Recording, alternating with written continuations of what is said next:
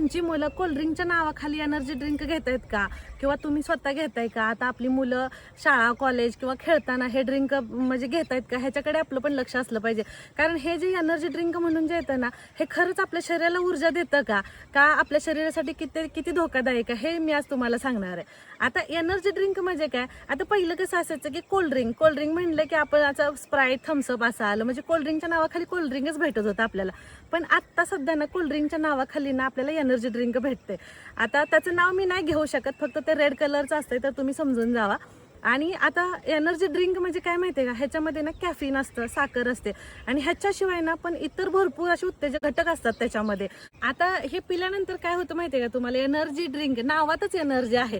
म्हणजे ज्यावेळेस आपण ते पिलं जातं ना, तर आपल्याला एकदम असं तरतरीत वाटायला चालू होतं, असं वाटतं अरे थकवा गेला माझा, म्हणजे मी एकदम असं एनर्जेटिक झालं. आणि आता ही जी ड्रिंक आहे ना, हे पिल्यामुळे ना आपल्याला असं एकदम ताजं तरतरीत तर वाटतं.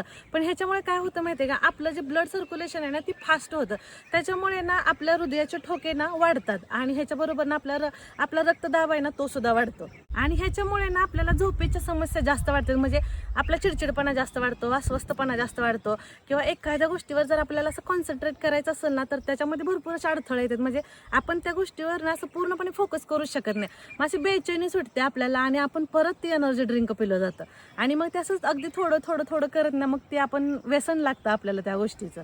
आता ना बऱ्याच वेळा आम्ही असं बाहेर जातो ना, तर असं कंटिन्युअसली त्या दुकानापुढं लहान मुलांची गर्दी तेवढीच असते हे एनर्जी ड्रिंक घेण्यासाठी. किशोर वयातली मुलं असतात, किंवा आपल्या म्हणजे मोठ्या वयाची सुद्धा असते. ते लहान मुलांसाठी तर हे एकदम पूर्ण धोकादायक आहे. म्हणजे ह्या गोष्टी मुलांनी घेतल्याच नाही पाहिजे. ह्याच्या उलट ना आपण आपल्या मुलांना, म्हणजे जर लहान असतील किंवा तुमच्या घरात कोणी घेत असेल ना, तर बाबा आपण दूध, ताक, दही ह्या गोष्टी ज्या आपण खाण्यात असतात ना आपल्याला, तर त्या गोष्टी खाण्याची त्यांना सवय लावायची, पण ह्या गोष्टीपासून त्यांना लांब ठेवायचं. आणि आपल्या मुलांसाठी म्हणजे जास्त करून महत्त्वाचं म्हणजे ना त्यांची पुरेशी झोप, त्यांचा व्यायाम आणि त्यांचा संतुलित आहार, ह्या गोष्टीकडे आपण जास्त भर दिला पाहिजे.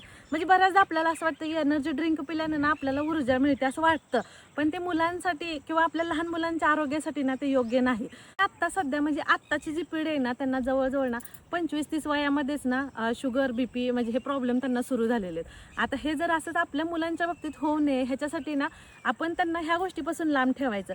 मग जसं की तुम्हाला म्हटलं, त्यांना संतुलित आहार वगैरे द्यायचा, नारळ पाणी जे काही आपण त्यांना देऊ शकतोय ना तेवढं आपण त्यांच्यासाठी द्यायचं, हेल्दी द्यायचं, आणि ह्या गोष्टींपासून त्यांना लांबच ठेवायचं. आणि हो, लहान मुलांबरोबरच जर तुम्ही सुद्धा स्वतः जर एनर्जी ड्रिंक घेत असाल ना, तर अजिबात ते घेऊ नका. कालच मी एका ठिकाणी गेले होते, तर तिथं माझ्या कानावर पडलं की आत्ताच म्हणजे जस्ट झालेलंच आहे ती गोष्ट. एक मुलगी होती, तिने आंबे खाल्ले होते, आणि आंब्यावरून ना तिने एनर्जी ड्रिंक घेतलं होतं, तर त्याचे एवढे दुष्परिणाम झाले की त्या मुलीचा तिथंच मृत्यू झाला. म्हणजे आता असंच आहे की सध्या ना म्हणजे सगळेजण आपण घेतात, म्हणजे सगळेजण एनर्जी ड्रिंक घेतात, पण त्याचं गांभीर्य कुणालाच नाहीये. त्याच्यामुळे काळजी घेणं जास्त गरजेचं आहे. तुम्हाला सांगायचा उद्देश माझा हेच आहे की शेवटी कसं, आपली हेल्थ चांगली आहे तर आपण चांगलं आहे. आपल्याकडे किती पण पैसा असला आणि काय जरी असलं, जर ती पैसा एन्जॉय करायला किंवा आपली लाईफ चांगली एन्जॉय करायला जर आपली हेल्थच व्यवस्थित नसेल, तर ती पैसा असून पण काही उपयोग नाही.